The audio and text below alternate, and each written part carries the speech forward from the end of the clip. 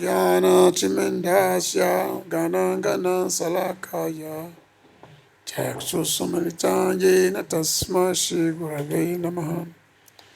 Vandeham Sri Guru Sita Padakamalam Sri Guru Vaishnavascha Sri Rupam Sakajatan Sagana Raghunatha Vitantam Sajivan Sadhuitam Savadutam Parijanan Saitam Sri Krishna Chaitanya Devan Sri Radha Krishna Padasahagana Lalita Sri Vishaka Vitamscha He Krishna Karuna Sindhu Dinabandhu Jagatpate Gopesha Gopika Kancha Radha Kanta Namastute Tapta Kanchana Gorange Radha Vrindavaneshwari Pisabhanusuti Devi Pranamami Hari Priye Krishnaya Vasudevaya Devaki Nandanaya Cha Nanda Gopa Kumaraya Govindaya Namo Namah Vasudeva Sutan Devan Kansa Chandramadhanan Devaki Paramananda Krishna Bhante Jagaguru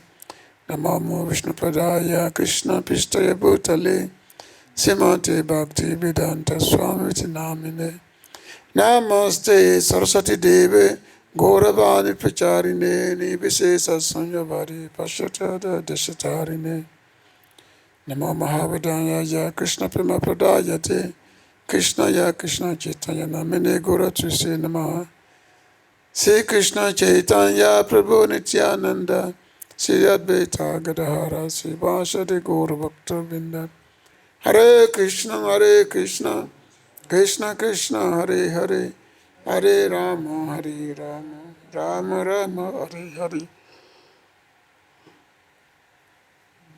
Ananda Lila Maya Vigraya Kimaba Devi Sundaraya Tasma Maha Premarsa Padaya Chaitanya Chandaya Nama Namastute. Chaitanya Chandaya Nama Namastute. So I thank everyone for being here this evening for the Bhagavad-Gita class. Very small crowd compared to the Hindi audience. I guess I cannot blame you. But it'd be nice if people don't just say, oh, as soon as the Hindi class is over, everybody just disappear. When it comes to the transcendental sound vibration, there should be no limitation. Limitation should not be there. So, today we are in the chapter 14 of the Bhagavad-Gita, the text number 6. This is the topic of the three gunas, the three modes of material nature, which is the controlling element of this material world. We are all acting under the three modes of material nature. The three gunas is controlling all our activities. So which means we are puppet. In this world, we are always talking of independence, that I'm very independent. It's just under illusion. There's no such a thing as independence in material because we are puppets. We are being controlled by the three modes of material energy. These three modes, three guna, they're like these three strings. There's a puppeteer and then there's puppet. Puppet is functioning according to the dictates of the puppeteer, So we are like puppets, being controlled this way, that way, being pulled here and there. But under ignorance, under illusion, we say, oh, I am independent. I am independent and I am the Lord of all I can survey. This is, Maya, basically. So today, text number 6, there are three gunas. So the Lord is going now describing the quality of the particular modes: sattvagun, rajagun, and tamagun. So today is about sattvagun. Text number 6. Yeah. So text number 6. So we can repeat together. Tatra sattvam nirmalatvāt prakāśakam anāmayam sukha-saṅgena badhnāti jñāna-saṅgena cānagha tatra sattvam nirmalatvāt prakāśakam anāmayam sukha-saṅgena badhnāti jñāna-saṅgena cānagha tatra sattvam nirmalatvāt prakāśakam anāmayam sukha-saṅgena badhnāti jñāna-saṅgena cānagha. Tatra, there, sattvam, the mode of goodness, nirmalatvāt,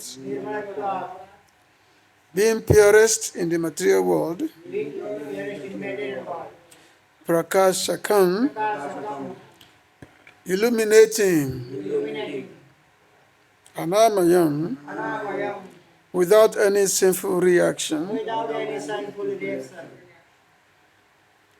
sukha, with happiness, saṅgena, by association, badhnāti, conditions, jnana, with knowledge, saṅgena, by association, cha, also, anagha, O sinless one.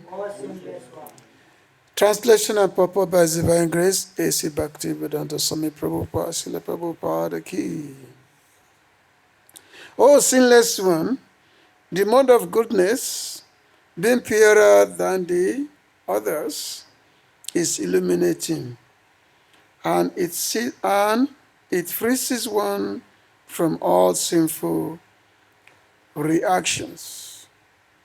Those situated in that mode become conditioned by a sense of happiness and knowledge. Purport by Srila Prabhupada. The living entities conditioned by material nature are of various types. One is happy, another is very active, and another is helpless.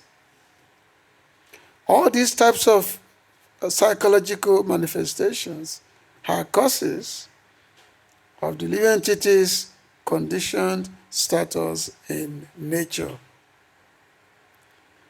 How they are differently conditioned is explained in this section of Bhagavad-Gītā. The mode of goodness is first considered. The effect of developing the mode of goodness in the material world is that one becomes wiser than those otherwise conditioned.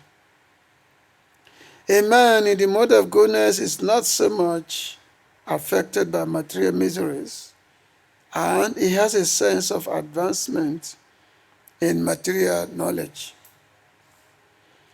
The representative type is the brāhmaṇa, who is supposed to be situated in the mode of goodness. This sense of happiness is due to understanding that in the mode of goodness, one is more or less free from sinful reactions. Actually, in the Vedic literature, it is said that the mode of goodness means greater knowledge and greater sense of happiness. The difficulty here is that when a living entity is situated in the mode of goodness, he becomes conditioned to feel that he is advanced in knowledge and is better than others. In this way, he becomes conditioned. The best example are the scientist and the philosopher. Each is very proud of his knowledge, but because they generally improve their living conditions, they feel a sort of material happiness. This sense of advanced happiness in conditioned life makes them bound by the mode of goodness of material nature. As such, they are attracted toward walking in the mode of goodness, and as long as they have an attraction for walking in that way, they have to take some type of body in the modes of nature. Thus, there is no likelihood of liberation or of being transferred to the spiritual world. Repeatedly, one may become a philosopher, a scientist, or a poet, and repeatedly become entangled in the same disadvantages of birth and death. But due to the illusion of the material energy, one thinks that that sort of life is pleasant. So as explained in this text, and also the purport by Isvara Prabhu, that there are different kinds of living entities in this world.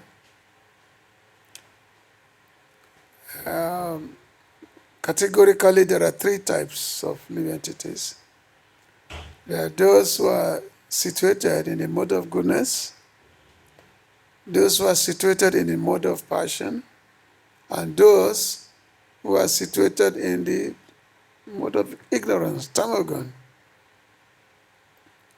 And each one has got particular characteristics. Like the last it says sukha-saṅgena and badhnāti. Sukha means by the being situated in the mode of goodness, one is generally happy. So the three types of people, those who are happy in the mode of goodness, and those who are always morose, difficult to find happiness in them. That's those who are in the mode of passion. Because of the materialistic desire, being desirous of accumulation in the material world. So because they're always in anxiety. I must get this, I must get that. Very, very passionate. Very, very engaging in all kinds of endeavor for possession. So therefore, there is no happiness. You cannot find happiness in them. Typically, materialistic person can never be happy. And then there are those who are like, to them there's neither happiness, and they don't even know what is the stress. It's because they're too much in the deep mode of nature. So to them, the concept of happiness or distress is not even there within them. The concept of happiness or distress is not there. So this thing, because when this material was created, originally there was the creation of Mahatattva. Mahatattva is the sum total of material elements. It's called Mahatattva. So, and then through and after Mahatatra, and then there is the infusion of the gunas, the three gunas. So these three gunas, which basically makes, it's like it make possible the, let's say, the creation and the operation of the material world through the infusion of the Mahatattva, the gunas, the threefold material qualities. So everyone in this material world is it has to be in the mode of nature. It has to be in the mode, because as we enter the material world, so we have different types of association, different types of quality. So, and that determines how we behave. How we behave, how we respond to the situation in this material world. That determines it. Now, Lord Krishna is telling Arjuna here that the person who's in the mode of goodness is, because it said here there's an nirmalatvāt, which is the pure of the pure, the purest. The person, there's no passion in them. And now the pure goodness is not there, because it mentioned here that the sukha-saṅgena, badhnāti, jñāna-saṅgena, that those badhnāti means is bound, it's conditioned, bound by the material nature. So a person in the mode of goodness, even though is free from many things that trouble the person in the mode of ignorance, but because of the association with material energy, so they're still bound. They're bound, but they're not free from samsara. These three modes, it has many classifications of the three modes. If you multiply 3 by 3, it becomes 9. So which means the three modes, they're always interacting with each other, which means there's no pure, which means you cannot find pure goodness, nor can you find pure passion or pure ignorance. So you multiply 3 by 3, you get 9. And then you again multiply 9 by 3, you get 27. And then you multiply 27 by 3, you get 81. Like that. So the classification, because these three modes, they always enter one another, they always like that. So which means you can go all the way to 81 different classifications of the modes, because there's one is not pure. So that's what the Lord said, that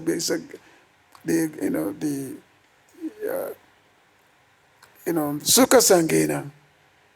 Because the person in the mode of goodness, sattvaṁ, he's happy. Why is he happy? Because he's in knowledge, jnāna. He can understand the different. He has knowledge of the material world. He's always the knowledge of nature. So, because the person, he has the knowledge of how things operate in the material world. So, because he's not really passionate, so therefore he's very happy. He's always a very happy person. There's one story. There was a very big scholar, full of big knowledge. Big scholar, full of big knowledge. So one time, he wanted to go somewhere. He's a very big scholar. He knows all the astronomy, different scientific, analytical elements of material nature. Very big scholar. So he wanted to cross a river, and then he called up a boatman that to take him across the river. So, as he was in the boat, and the boatman was rowing with his boat. He was in the boat, he was going across the river. And then he started asking the boatman questions. He said, my dear boatman, do you know how the stars, how the different luminaries in the sky, do you know anything about the stars and the different planets, So he asked him, the boatman said, no, I don't know anything about this. I only know how to, row my boat. That's all I never knew. So the scholar said, well, if you don't know this, then then 1/4 of your life is wasted. 1/4 of your life is wasted. So the boatman didn't say anything. And then he asked another question, that if the boatman know anything about geography, about different elements of earth, because geography is a study of the earth planet, different composition and all that. Asking the boatman if you know anything about geography, the boatman said, no, I don't know anything about, I only know how to row my boat. That's all I ever learned. I don't know anything about geography or anything like that. So the scientist said, 50% of your life is destroyed, is wasted, if you don't know this thing. So the boatman said, he accepted, okay, 50% of my life is, And then he again asked, the boatman then the scholar again asked the boatman, if you know something about the chemistry, if you know something about the different composition of chemicals and all that stuff. Do you know any of these things? The boatman said, no, I don't know any of these things. I just know how to row my boat. That's all I know. Then the scholar said, then the 75% of your life is wasted. And then as they were going, all of a sudden there was a big storm. Big storm all of a sudden. So there was a big storm. And then the big storm was coming here, and just like sometimes when you're in Mayapur, and then you want to go from Mayapur to Navadip. You can't go on the boat. And usually sometimes there can be big storm anytime. There's a big storm, and then the boat started going, so you don't know what's going to happen, if the boat is going to flip over or not. And especially when you're in the middle of the cānagha. So that was a big storm on the boat. And then all of a sudden, the boat was swaying here and there. And then the scholar, he became panicky. So telling the boatman that, what's going on?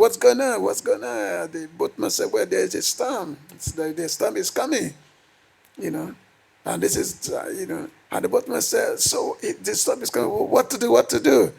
And the boatman asked him that, don't you know how to swim? He said, no, I don't know how to swim. So when they said, I don't know how to swim, so the boatman said, well, 100% of your life is wasted. He said 100% of your life is wasted, So that is the nature of everyone in this material world. Because of this so much ego, we have so much ego, so much false ego. Then we forget the reality because of so much ego we have. So even though a person may be situated in the tamagun, in the sattvagun, but because of this ego that, yes, I am a jnani, I'm a wise man, I'm a man of knowledge, everyone is coming to learn from me. So the Lord said, badhnāti, become conditioned, bind person, you become bound. Whereas the devotee has to be, that's why the devotee is called nirguna. Nirguna means beyond. There's a sattva, and there is vishuddha sattva, being beyond the modes of nature. For example, here, in this text we are reading, Lord Krishna is telling Arjuna, he's addressing Arjuna as anagha. Anagha means, oh my dear, you're a sinless one. So how can one become sinless? How do we become sinless? A sinless person is the one who's free from the modes of nature. He's transcendental to the modes of material nature. Why? Because he's a devotee. Because a devotee do not behave, do not act based on the controlling factor of the material energy. His act only, everything that the devotee does is for the purpose of service to the Lord. When Lord Krishna was describing to Uddhava about these three modes of material nature, when you read Bhagavad-Gītā, I think it's chapter 15, so the Lord is describing to Uddhava about these three gunas.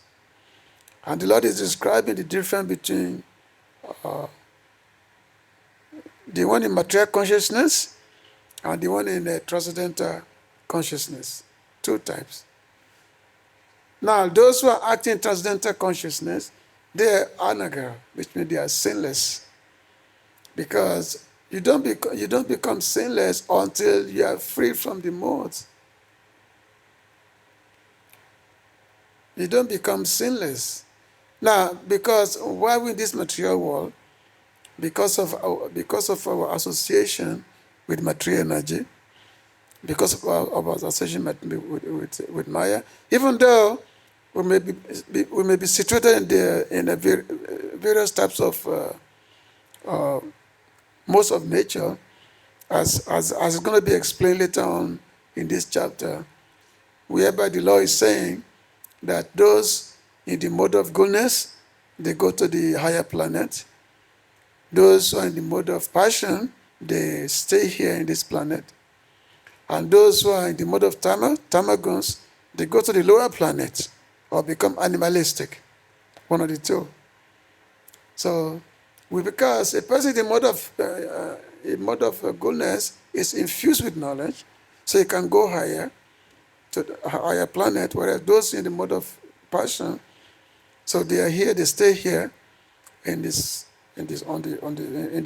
middle planet, which is the Earth planet.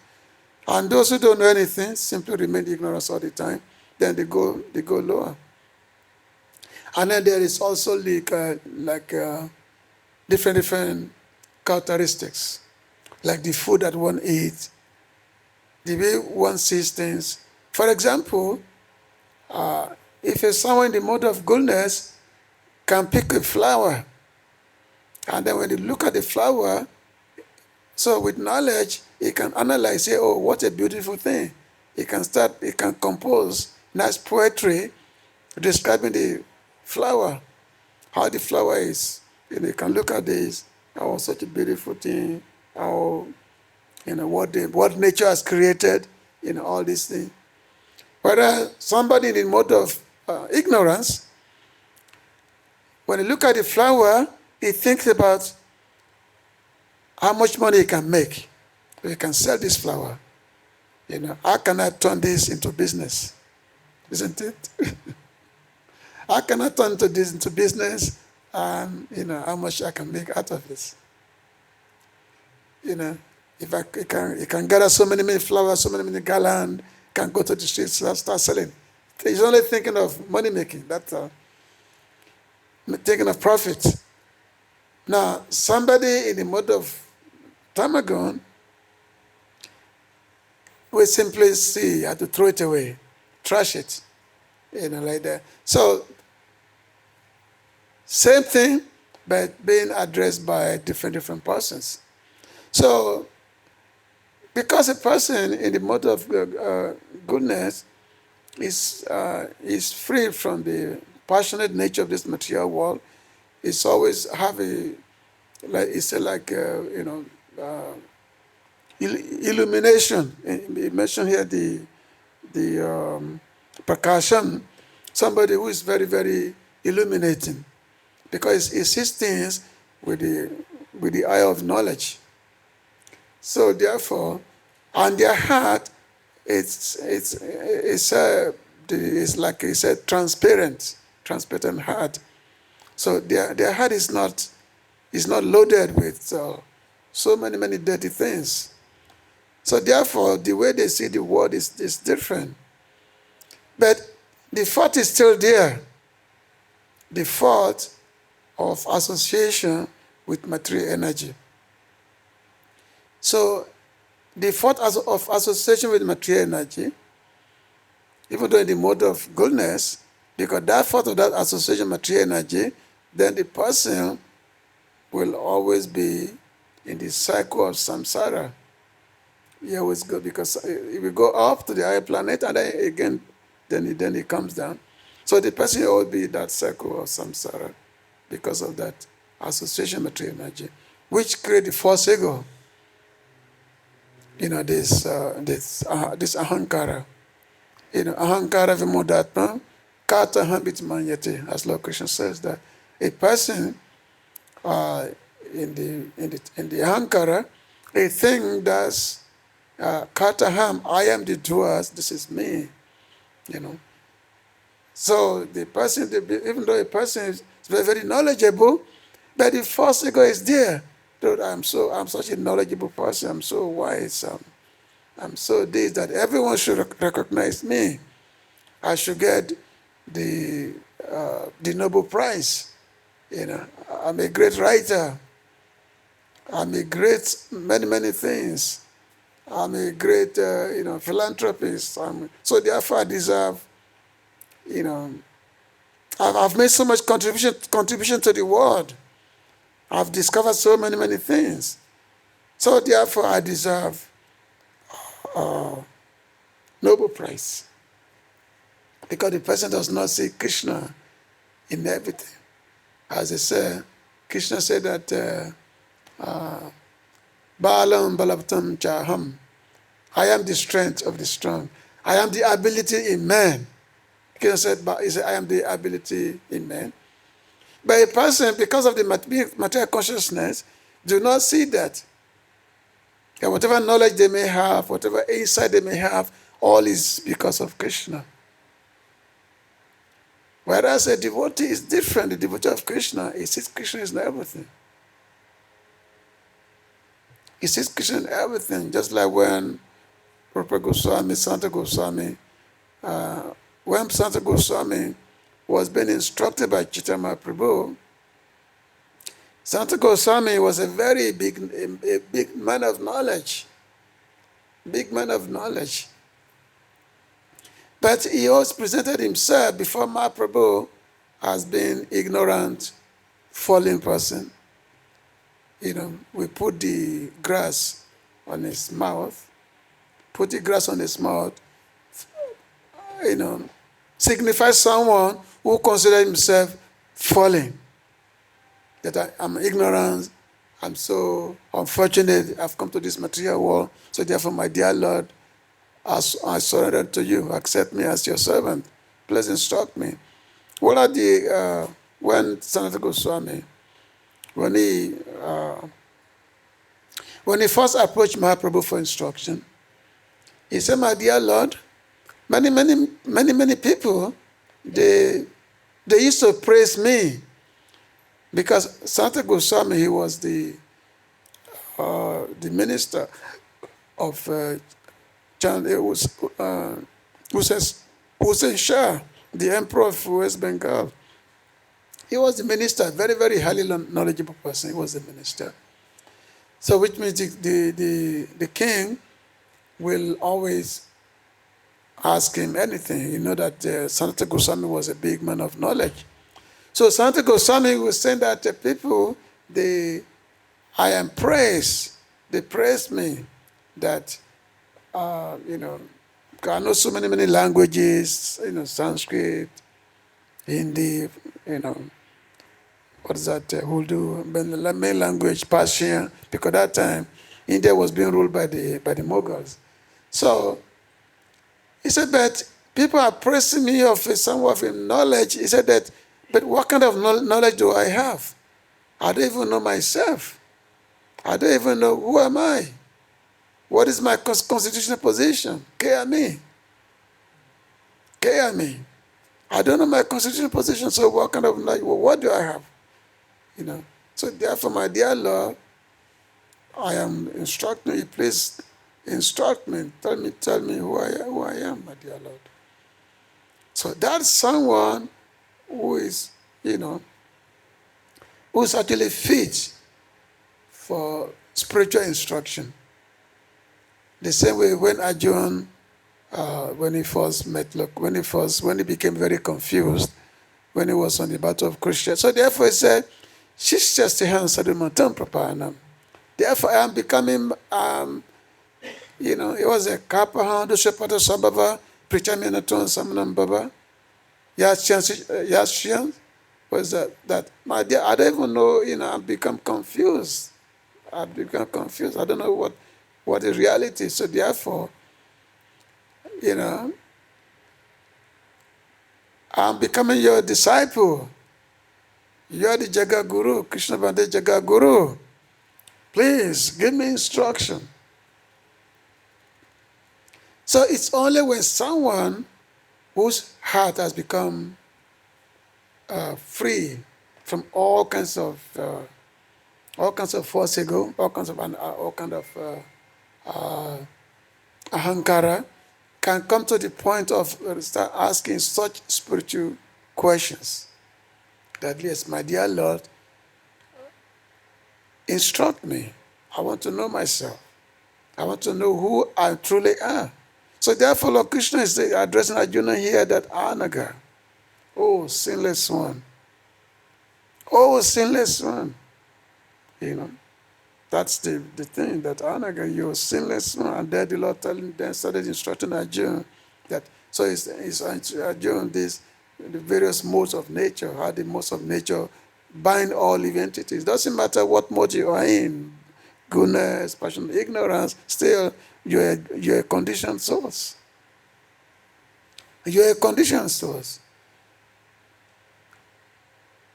Gunas, one cannot be a devotee, but by transcending the gunas, Vishuddha Sattva, one has to come to the purified mode of goodness.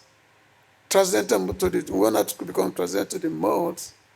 Then it's at that point one come to the level of being able to render service to the Lord. So actually, devotees of the Lord, they are not situated in any modes of nature. They are beyond the modes of nature, because all their activities is devoted to the Lord Sri Krishna, to the Supreme Lord. So therefore, they are not. They are beyond the modes. And if one, which means one should not see that, this particular devotee is in particular mode. Like sometimes when we were in the ashram, we started addressing some fellow devotee that, this devotee is in the mode. Maybe we see him sleeping so much, so Tamagon. We started addressing, which is not so nice. But normally when someone comes to the kingdom of devotional service, then the person is generally transcendental to the mode of nature. Even though some element may be there, but the more one associate with other devotees, with other Vaishnavas, the more one renders service to the Lord, the more one becomes free from the influence of the modes of material nature. So the Lord is going to be explaining this actually from this chapter 14. Then in chapter 17 and 18, then there'll be further explanation of the very various characteristics, different activities of the person in the mode of persons in the mode of nature. So I'm going to stop here. If there is any question, you can please ask. Let me just turn this off. Yes, Hare Krishna. Sorry. The purport, second paragraph in the Yeah. First sentence, the difficulty here is that when a living entity is situated in the mode of goodness, he becomes conditioned to feel that he is advanced in knowledge and is better than others. Yeah. Yes, I am feeling because compared with other people's, general people's, I am in spiritual life, I am chanting, I am hearing Bhagavatam, I am in the association of the devotees. Compared with my brothers, my family, parents, they are not doing like this. So I think I am advanced. Is it wrong? Yeah, that's why the Lord said that because of such thinking, then it make you bad, it make you bound, make you become subject to the bondage of material nature. Because what makes you feeling that way is because of this ahankara, this false ego, that I have become this, I become wise, I become a wise person.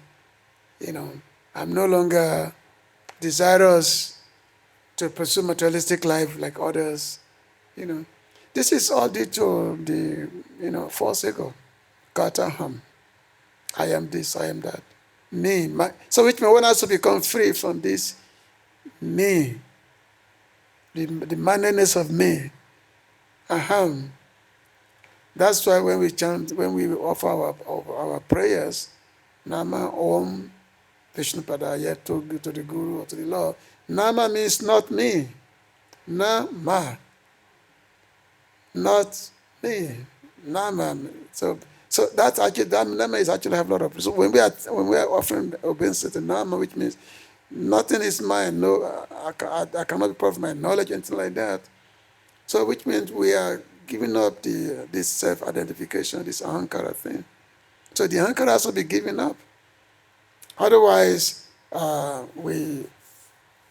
because as they say, a devotee always considers himself the most fallen. He always considers himself the most fallen. You know, the greatest devotee, you would never see themselves with the pride that, oh, I'm such an advanced person. I have so much knowledge. I'm better than everybody else. They always consider themselves the most fallen, the most fallen. You know, and our philosophy is that trina pisunichena, consider ourselves most fallen than the blade of grass. You know, there are many instructions actually when you read Bhakti-yoga, you find a lot of examples how sometimes the Lord wants to prove to his devotee that you think yourself you are great, look at this.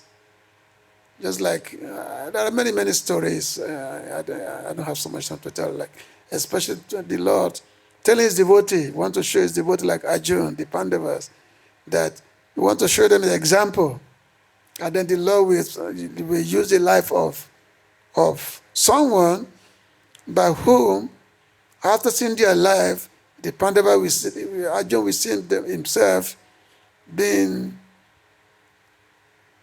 lower than this particular person.